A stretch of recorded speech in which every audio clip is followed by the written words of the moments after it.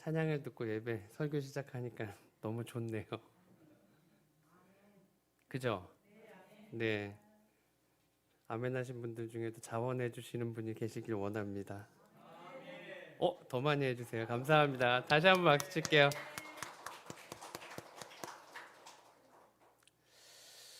지난주 이야기를 드리면서 말씀을 시작하려고 합니다. 지난주에 앞에 스피커가 안 나왔죠? 저 혼자 초조했어요. 난 소리가 작은데 어떻게 예배를 드리실까? 혼자 등에서 땀이 났고요. 그런데 다들 평안하셔요. 저만 초조했어요. 어떡하지? 작은 소리에도 집중해서 예배 드려주시는 성도님의 모습에 저는 은혜였습니다. 예배 후에 가정별 만남이 있잖아요. 근데 갑자기 외부 손님이 오셨어요. 급하게 나와서 인사를 드리고요. 그런데 만나보고 나니까 작은 교회를 섬기시는 목사님 가정이셨더라고요. 근데 힘들다 보니까 이제 주변 교회에 도움을 청한다 이거예요. 그래서 쌀을 가지고 오셨는데 좀 사줄 수 있겠느냐. 귀리요. 네네. 귀리를 갖고 오셨는데요. 정정하겠습니다. 귀리입니다. 주변을 좌우를 살폈는데 우리 장로님들이 안 보이시더라고요. 어디 가셨을까? 그래서 이미 일을 하러 가셨구나. 어떡하지 했는데 김미영 권사님이 계시더라고요. 권사님께 달려가서 권사님 사정이 이러이러한데 우리가 조금만 좀 도와드릴 수 있을까요? 네, 권사님이 흔쾌히 승낙을 해주셔서요. 작게나마 그분들을 도와드릴 수 있게 되었습니다.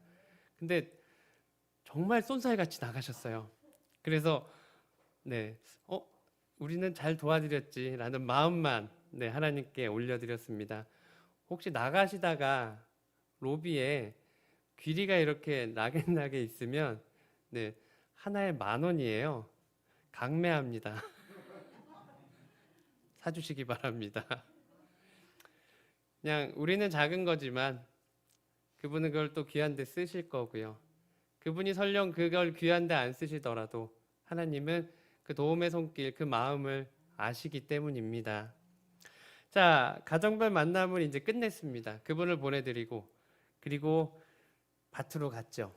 이봉영 장로님이 지시를 하시고 그 지시에 따라서 교인분들이 일사불란하게 씨를 뿌렸습니다. 저도 그때만큼은 한 마리의 양이 되어서요. 장로님의 지시를 따랐습니다. 고랑 파세요. 고랑을 팠고요. 파소 30cm. 그러면 30cm. 40cm. 그럼 40cm. 시키는 대로 그렇게 했습니다. 함께 모여서 일을 하다 보니까 너무 좋았습니다. 우리 갈릴리 교회 좋은 교회구나라는 생각하게 됐고요. 이런 데에 하나님이 보내주셔서 너무 감사합니다라는 고백을 하며 한 주간을 보냅니다. 우리는 양이죠. 양 같아서 각기 제 길로 가려고 합니다. 그런데 그 양이 멈추어 설 때가 있습니다. 목자의 목소리가 들릴 때 말이죠. 30cm. 그러면 30cm를 맞추려 노력합니다. 40cm 하면 맞추려 노력합니다. 그게 양인 것이죠. 요한복음 10장 27절에 내 양은 내 음성을 들으며 나는 그들을 알며 그들은 나를 따르니라. 아멘. 이 신앙의 모습으로 예배를 드리고 순종해 주시고 씨를 뿌렸습니다. 그런 갈릴리 교회 성도님들을 축복합니다. 그리고 부족하지만 다시 목자의 소리에 귀를 기울여 주시고 함께 부활의 초원을 걸어보려고 합니다. 저는 주님의 음성을 전하고 우리 갈릴리 교회는 그 음성과 함께 부활의 은혜 속으로 걸어가기를 원합니다.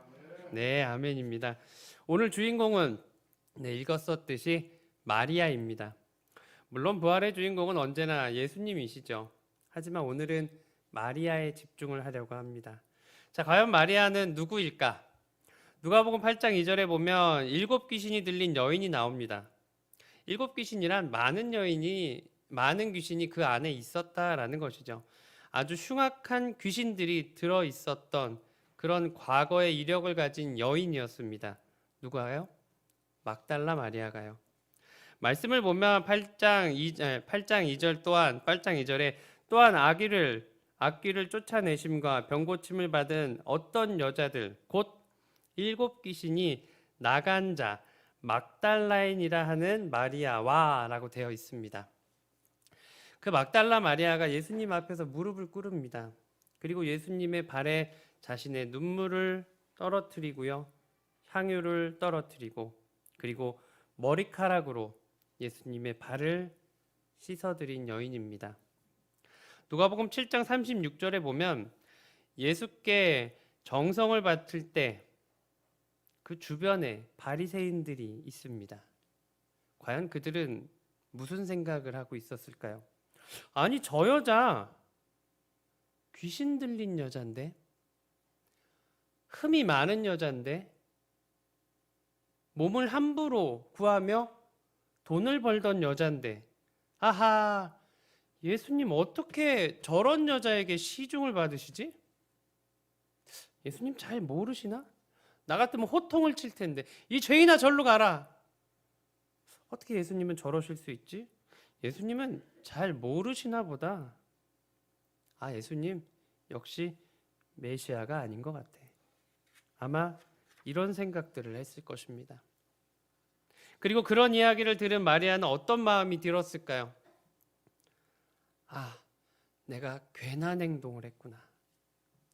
나의 이 행동이 예수님에게는 누가 되어버린 거구나. 우리 그럴 때 있잖아요.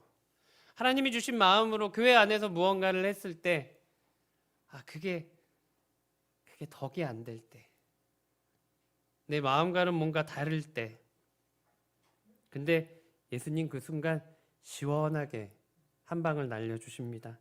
누가복음 7장 47절의 말씀인데요. 그 말씀에 보면 이러므로 내가 네게 말하노니 그의 많은 죄가 사하여 졌도다. 이는 그의 사랑함이 많음이라. 사랑을 받은 일이 적은 자는 적게 사랑하느니라. 아멘. 이 말씀을 잠깐 볼게요. 사랑함이 많으니라. 그의 많은 죄가 사하여 졌대요. 그가 많은 죄를 사하여 졌대요. 왜요? 그의 사랑함이 많기 때문이죠. 마리아에게 해주는 이야기입니다. 누구 들으라고요? 주변에 있는 바리새인들, 서기관들. 이 여인이 나를 사랑한 게 많기 때문에 죄사함도 많다라는 거죠. 그런데 사함을 받은 것이 적은 자는 적게 사랑하느니라. 예수님이 아주 속 시원하게 한 방을 날려주십니다. 그리고 마리아에게는 위로의 말씀을 해주신 거죠. 이 말에 마리아는 얼마나 큰 위로를 받습니까? 아마도 이런 예수님의 위로로 인해 막달라 마리아는 자신의 삶을 예수님께 바치게 됩니다. 이 사실이 오늘 막달라 마리아에 대한 성경에서 이야기하는 소개입니다. 이제 예수님은 부활하십니다. 바로 오늘이죠. 약 2000년 전으로 돌아가면 될 것 같습니다. 예수님이 십자가에서 돌아가실 때 막달라 마리아는 예수님의 어머니 마리아와 함께 그 앞을 지킵니다. 제자들은 다 도망갔죠. 오직 여인들만이 그곳에서 자리를 지킵니다. 그 비참한 모습을 다 바라봅니다. 두 여인 마리아는 아리마다 요셉과 니고데모의 도움을 통해서 예수님을 무덤으로 모시게 되죠. 이제 막달라 마리아는 유대인들의 안식일 다음 날, 즉 주일 아침, 오늘입니다. 어두운 새벽을 헤치고 무덤을 향해 갑니다. 무엇이라도 해드리고 싶은 마음, 머리카락으로 그 발을 닦아드렸던 그 사랑하는 마음으로 그 예수님의 시신에 무엇이라도 해드리고 싶은 그 마음을 가지고 무덤으로 갔죠. 그런데 무덤이 열려 있습니다. 그리고 시신이 없습니다. 깜짝 놀란 마리아는 시몬 베드로와 다른 제자들에게 달려가서 이야기합니다. 사람들이 주님의 무덤에서 가져다가 어디에 두었는지, 예수님의 시신을 어디에 두었는지 알지 못하겠다라고 이야기하죠. 이 말씀이 요한복음 20장 1절에서 2절의 말씀입니다. 무덤에 갔다가 무덤 문이 열려 있고 예수님의 시신이 없자 베드로와 제자들에게 이야기한 것이죠. 자, 여러분들이 제자들이라면 과연 예수님의 시신이 사라졌다라는 이야기 들었을 때 어떻게 하시겠습니까? 당연히 한 번에 달려가시겠죠. 성경에 보면 요한이 가장 먼저 달려갑니다. 하지만 무덤 안에는 베드로가 가장 먼저 들어가죠. 그런데 그때 막달라 마리아는 이미 무덤에 다시 와 있습니다. 이제 두 제자는 빈 무덤을 보고 집으로 돌아갑니다. 빈 무덤을 지키려 하지도 않고요. 예수님의 시신을 찾으려 하지도 않고요. 그냥 그렇게 정말 문이 열렸구나. 예수님 정말 사라지셨네. 어떡하지 하며 집으로 돌아갑니다. 하지만 마리아는 그 자리를 지킵니다. 돌아가지 않고 빈 무덤을 지킵니다. 그냥 그 자리를 지키며 예수님 이곳에 시신이 있었으면 내가 기름이라도 발라드렸을 텐데. 그래서 마리아는 고백하죠. 어디 계십니까? 어디 계십니까? 제가 갈게요. 어디 계십니까? 예수님 시신 어디에 있습니까? 바로 그의 깊은 애정의 사랑의 표현이었던 것이죠. 그런데 마리아는 누구에게 예수님의 시신이 어디 있냐고 물어봤을까요? 오늘 읽었었던 말씀에 보면 동산지기처럼 보이는 누군가에게 이야기를 했다라고 나오죠. 그런데 그 동산지기가 누굽니까? 그가 바로 부활하신 예수님이었습니다. 그리고 그 순간 예수님은 부활하신 자신을 마리아에게 보여주시죠. 마리아여라고 불러주십니다. 생각해 보시기 바랍니다. 얼마나 감격스럽겠습니까? 다른 사람들이 나를 손가락질할 때 예수님은 내 마음을 위로해 주셨죠. 저 여인이 나를 사랑하는 만큼 그 여인의 죄가 사하여졌다. 너희는 나를 얼마나 사랑하느냐? 그 여인이 얼마나 감사하겠습니까? 그 감사하는 마음으로 예수님의 시신을 무엇이라도 해드리기 위해 왔는데 시신이 사라졌죠. 그래 동산 어귀에 누군가 있는 것 같아요. 저기요, 혹시 당신이 예수님의 시신을 치우셨나요? 그럼 저한테 알려주세요. 제가 그 시신에 기름이라도 바를 거예요. 예수님의 시신이 썩는 거를 저는 보지 못할 것 같아요. 그분이 저를 너무 사랑해 주셨거든요. 시신 어디 있는지 아세요? 그 동산지기가 이야기합니다. 마리아야. 마리아야. 선생님! 얼마나 감격스러운, 감동스러운 장면입니까?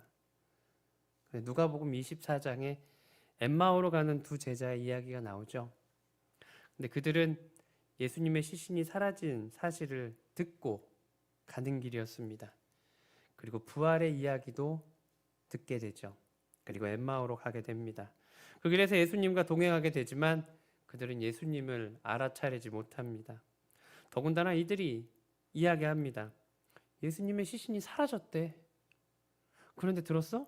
부활하셨다라는 이야기도 들리던데. 자, 이 말은 무엇일까요? 무덤에 갔다는 얘기일까요? 가지 않았다라는 이야기일까요? 무덤에 가지 않았던 제자들의 이야기입니다. 다른 사람들의 이야기를 들으면서 그냥 들은 대로 움직였을 뿐이죠. 제자라면 어떻게 해야 될까요? 당연히 한숨에 달려가야 되는 거죠. 내가 하는 모든 것들을 다 내팽개치고 그곳을 향해 갔어야 되는 것입니다. 하지만 이들은 가지 않았습니다. 무서워서요? 예수님의 제자라는 사실 때문에 그곳에 갔다가 우리들까지 끌려갈까 봐, 아니면 귀찮아서요? 모르겠죠. 알 수가 없습니다. 하지만 안 간 것은 문제인 것이죠. 그들의 그 모습, 그것이 바로 그들의 태도입니다. 그리고 태도가 바로 그들의 신앙이라는 것입니다. 무덤이 비었다는 소식에 의심이 가지 않을까요? 정말? 왜? 혹시 주변에 어디 있지 않을까? 나라도 가서 찾아볼까? 이런 것이 없었다라는 거죠. 아, 진짜? 그리고 끝입니다. 우리는 의심 많은 도마라고 이야기하죠. 도마는 끝까지 확인하려고 합니다. 그냥 듣고 넘어가는 것이 아니죠. 보고 넘어가는 것이 아닙니다. 나는 납득하고 싶어. 나는 내가 이해하고 싶어. 나는 내가 진심으로 믿고 싶어. 그것이 바로 솔직한 도마의 모습이었죠. 나는 눈으로 보는 걸로는 안 돼요. 손으로 만져봐야 될 것 같습니다. 미국의 레이건 대통령의 한 이야기가 있습니다. 어느 날 그의 숙모가 어린 레이건에게 구두를 사주겠다라고 합니다. 옛날 구두는 그냥 가서 기성품을 사는 게 아니죠. 맞추는 거죠. 발의 길이를 재고 볼을 재고 가죽 색깔, 가죽 질을 확인하고 구두의 모양을 이제 정합니다. 그런데 구두 앞 모양을 동그랗게 할까, 세모나게, 뾰족하게 할까? 그런데 레이건이 의외로 그걸 결정하지 못했던 것입니다. 고민하다가 사장님에게, 숙모에게 이야기를 합니다. 제가 다음에 와서 해도 될까요? 그러시라고. 그렇게 신발 가게를 떠납니다. 일주일이 지났습니다. 아직 결정을 못했습니다. 그렇게 시간이 지났던 거죠. 근데 길을 가다가 우연히 그 구두집 사장님을 만나게 됩니다. 제가 아직 결정을 못했어요. 어떡하죠? 괜찮아. 내가 해놨어. 어떻게 해놨을까? 사장님이 해놨다라고 하니, 구두공이 해놨다고 하니 레이건은 구두가게에 갑니다. 갔다가 깜짝 놀라게 됩니다. 한쪽 구두는 동그랗게, 한쪽 구두는 뾰족하게. 그 구두를 보는 순간 레이건은 큰 교훈을 얻게 됩니다. 내가 내 자신의 길을 선택하지 못한다면 내가 다른 사람에 의해서 살아가게 되는구나입니다. 엠마오로 가는 제자들은 남들에게 들은 이야기만으로 자신의 길을 선택합니다. 하지만 막달라 마리아는 아니었죠. 그는 제자들에게 예수님의 무덤이 열렸어. 예수님의 시신이 사라졌어. 그리고 다시 무덤으로 향해 갑니다. 그를 찾아야 됩니다. 기름을 부어드리고 싶습니다. 내가 받은 사랑이 많기에 나는 그 사랑을 드리고 싶습니다. 그래서 막달라 마리아는 다시 무덤으로 향합니다. 당시 제자들과 예수님을 따르는 사람들은 십자가 이후 두려움과 상실에 빠져서 살아가고 있었죠. 골방으로 피하고 지하로 피하고. 왜요? 예수님의 제자이기 때문에, 그를 따라다녔기 때문이죠. 얼마 전만 해도 예수님의 제자로 예수님을 따라다니는 것만으로도 부러움을 샀습니다. 다른 사람들의 존경을 받았죠. 그런데 이제는 다른 사람들이 우리를 고발하여 죽일까 봐 두려워하게 됩니다. 이들의 모습은 자신이 선택한 것이 아니었습니다. 남들에 의해서 움직여진 거죠. 존경을 받을 때는 내가 제자야. 누가 고발하려고 할 때는 저는 제자가 아니에요. 하지만 마리아는 다시 예수님의 무덤으로 달려갑니다. 그곳에 누가 지키고 있건 그곳에 누가 없건 그는 무덤으로 향합니다. 그리고 그곳에서 무엇인가를 찾으려 하죠. 누구에게 들은 예수님의 이야기가 아닌 자신이 예수님을 체험하고 싶었고 확인하고 싶었던 것입니다. 그런 마리아의 마음을 예수님은 아십니다. 내 양은 내 음성을 들으며 나는 그들을 알며 그들은 나를 따르기 때문이죠. 내 양은 나를 알며 나는 내 양을 알며. 예수님은 마리아를 압니다. 그래서 이 말씀처럼 끝까지 예수 그리스도를 찾을 마리아 앞에 예수님은 나타나 주시죠. 그런데 이 만남이 대박인 만남인 것입니다. 마리아는 누구를 찾았습니까? 죽은 예수 그리스도, 시신을 찾으려 했던 것이죠. 왜요? 내가 무언가라도 해드리고 싶어서. 인간이 찾으려는 예수 그리스도는 내가 무언가를 해드려야 되는 그런 연약한 모습이었습니다. 시신은 무엇입니까? 살아있는 자, 남은 자들이 내 부족한 사랑을 내가 더 드림으로 내 만족감을 얻을 수 있는 단지 수단일 뿐인 거죠. 그래서 그 시신이 다시 살아나는 것도 아닙니다. 그래서 그 시신이 다른 곳으로 가는 것도 아니고요. 변화되는 건 아무것도 없죠. 단지 우리의 위안일 뿐입니다. 마리아는 자신의 못다한 사랑을 어떻게든 해드리기 위해서 생명 없는 그 시신을 찾았던 것입니다. 그런데 누구를 만납니까? 부활하신 예수 그리스도를 만나는 것이었죠. 하나 가지러 갔다가 10,000개를 얻은 것입니다. 시체 찾으러 갔다가 부활하신 예수 그리스도를 만난 거죠. 이거만큼 더 큰 만남이 어디 있습니까? 그리고 그 자리에서 십자가의 핵심이자 모든 성경의 핵심 내용을 예수님은 이야기해 주십니다. 내가 내 아버지, 곧 너희 아버지, 내 하나님, 곧 너희 하나님께로 올라간다. 다시 한번 들어보세요.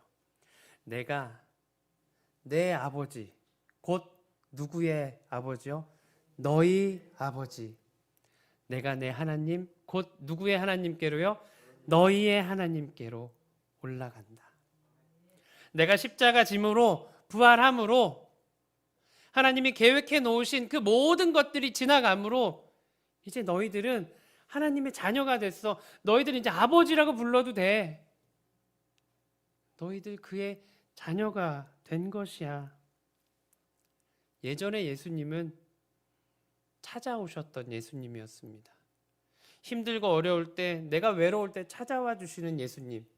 그것만 해도 너무 좋았죠. 하지만 이제는 업그레이드 됩니다. 이제는 내 안에서 동행하시는 예수님이 됩니다. 어떻게요? 대박, 진짜 부활하셨어. 정말 부활하셨어. 그가 이야기했던 게 정말 사실인 거야. 마리아는 이제 어떻게 될까요? 그 전에 마리아는 내가 이걸 예수님께 하면 내가 왠지 누가 되지 않을까. 내가 이 행동 때문에 예수님의 이름값이 땅에 떨어지지 않을까. 그런데 이제 바뀝니다. 어떻게요? 변화돼서 전하게 되죠. 복음을 전하는 자로 바뀌게 됩니다. 정말 예수님이 부활하셨어요. 두려울 게 없습니다. 왜요? 자기는 시신을 찾으러 갔는데 예수님의 시신이 아닌 다시 살아나셔서 내 앞에 나타나시고 나를 불러주셨고 나의 아버지가 너의 아버지야, 나의 하나님이 너의 하나님이야 라고 그렇게 확신을 주셨기 때문이죠. 내 삶이 변화되는 것입니다. 마리아가 변화된 것입니다. 그의 삶이 성화되어 가는 것입니다. 그게 바로 부활의 힘이자 능력입니다. 예일 대학교 박사이자 노벨 문학상을 수상한 유진 글래드스톤 오닐이라는 사람이 있습니다. 그가 나사로는 웃었다라는 책을 쓰게 되는데요. 그 책의 전체적인 내용은 이렇습니다. 나사로가 소설이에요. 나사로가 죽었다 살아났기 때문에 그는 죽음을 두려워하지 않는다라는 내용입니다. 근데 어떨까요? 에이, 죽음이 별게 아니네. 이 느낌일까요? 아니죠. 죽어보고 나니 하나님 나라구나 깨달은 겁니다. 죽음을 향해 도망가는 것이 아닌 죽음을 향해 달려가는 자로 바뀐 거죠. 왜요? 빨리 가고 싶은 겁니다. 빨리 가고 싶은 거죠. 하나님 나라. 나는 그곳으로 갈 거예요. 에이, 죽음 별거 아니에요. 뭐 여기나 거기나. 한 번 죽으면 돼요. 그냥 심장 조금 쪼그라들고 약간 불편하면 돼요. 이게 아니라는 거죠. 저는 그곳에 가고 싶어요. 나는 죽음을 기다릴 겁니다. 그 모습으로 바뀌었다라는 것이죠. 막달라 마리아가 만나고자 했던 예수님은 죽은 예수님이었습니다. 시신이었죠.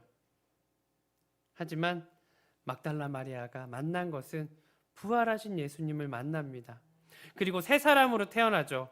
그의 사랑을 거룩함으로 바뀌게 됩니다. 내가 무엇인가를 해드려야 하는 죽은 예수 그리스도가 아닌 부활하시어 진리를 깨닫게 해주시는, 그래서 마리아 자신이 삶이 변화됩니다. 생각이 변화됩니다. 능력의 예수님을 만나게 되었던 거죠. 아, 정말로 살아나셨구나. 정말로 살아나셨구나. 마리아도 모르게 예수 그리스도를 그냥 나와 같은 인간의 틀 안에 넣어놨던 거죠. 나도 모르게. 그런데 그 틀을 깨고 예수 그리스도가 나와 주셨습니다. 내 틀을 깨주셨습니다. 이제 내 안에 틀이 깨어졌어요. 그래서 마리아는 복음을 전하게 됩니다. 예수님이 부활하셨어요. 예수님이 부활하셨어요. 그 예수님이 오늘 우리를 만나 주십니다. 부활의 예수님이 우리 갈릴리 교회 모든 성도님들을 만나 주십니다. 우리를 위해서 철저히 죽임을 감당하시고요, 부활하시어 우리를 변화시켜 주십니다. 죄인에서 하나님의 자녀로, 지옥의 입주자에서 하나님 나라의 입주자로 부활하신 예수 그리스도 안에 능력이 있습니다. 그분 안에 사랑이 있습니다. 그분 안에 소망이 있습니다. 그분 안에 길이 있습니다. 이제 우리를 올가매는 세상의 것들과 마음의 질고들을 부활하신 예수님을 통해서 죄인에서 하나님의 자녀로, 문제를 해결로, 슬픔을 기쁨으로, 병든 자는 고침으로, 헤매이는 자는 길을 열어주시며 변화시켜 주시는 체험이 오늘 이 부활절 예배 가운데, 성찬 가운데, 기도 가운데 우리와 함께 하시기를 주님의 이름으로 축원합니다. 기도하시겠습니다.